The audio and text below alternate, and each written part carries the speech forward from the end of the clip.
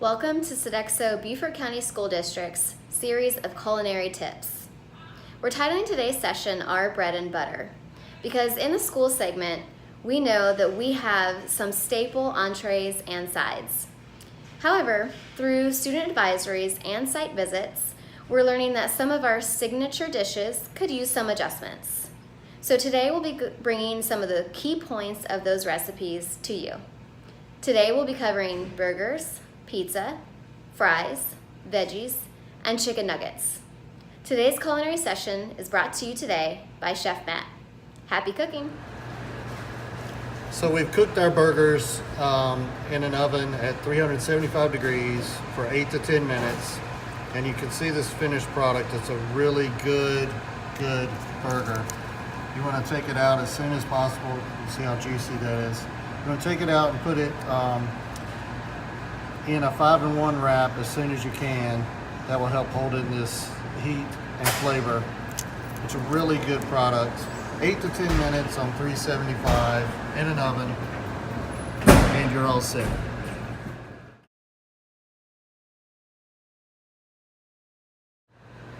All right, so we've cooked some French fries. We want to make sure that those are cooked on 425 in the oven. About 8 to 10 minutes in, I would go looking and use your tongs and move these around a little bit so they're cooked evenly. And we want them crispy, not soggy. After they come out of the oven, I like to use a little bit of cooking spray. Just lightly spray the tops. Then I like to use a little bit of a dry rub spice. Everybody has this in their kitchen. It's a little bit of paprika, onion powder, celery salt, pepper, and it just makes a really good flavor to sprinkle onto the fries.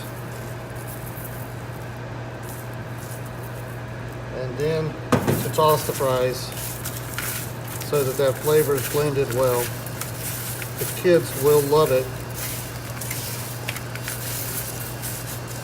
And it doesn't add that much time to your cooking time.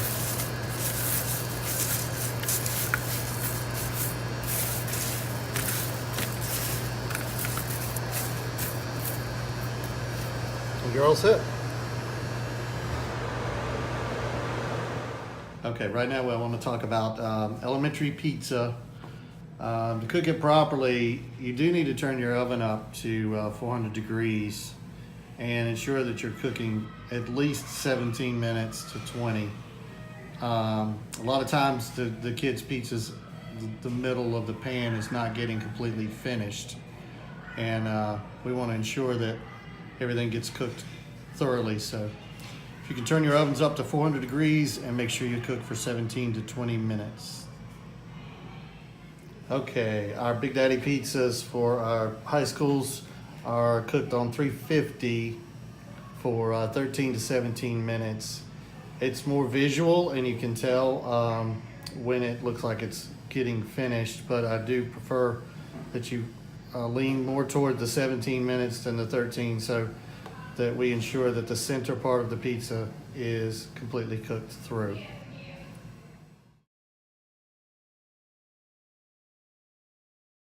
Chicken nuggets we cook almost every single day.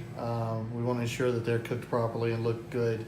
So if you can ensure that your oven's on 375 and that you cook the nuggets for about 6 to 8 minutes.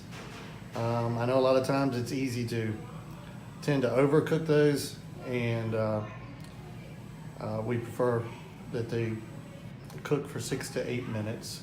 It's also important after they're cooked not to cover them in plastic wrap or foil. You could just put a pan liner over them so that the steam can come out and they will continue to be nice and crunchy and the perfect chicken tender.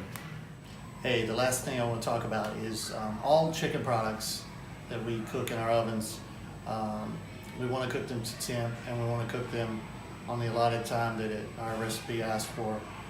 When the oven goes off, if you can ensure just not opening the doors and leaving the product in the oven that will continue to cook and the product will get rubbery or tough. So if you can, when your ovens go off, as soon as they do, if you can take your products out of the oven and get them into the warmer, you'll ensure a good quality product.